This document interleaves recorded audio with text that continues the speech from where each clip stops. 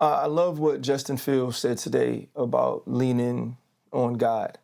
If you've been paying attention to him this entire season, in the preseason, he talked about developing a closer relationship with God and leading up to getting the starting position. And then when he was in his adversity, when Woody Johnson, the owner of the New York Jets, is openly and publicly criticizing him, insulting him, and blaming him for the woes of the New York Jets solely, he talked about, again, leaning on God and finding his worth in Christ.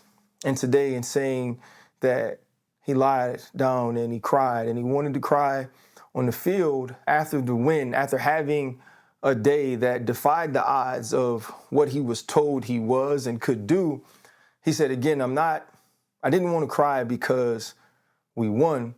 I wanted to cry because the goodness of God.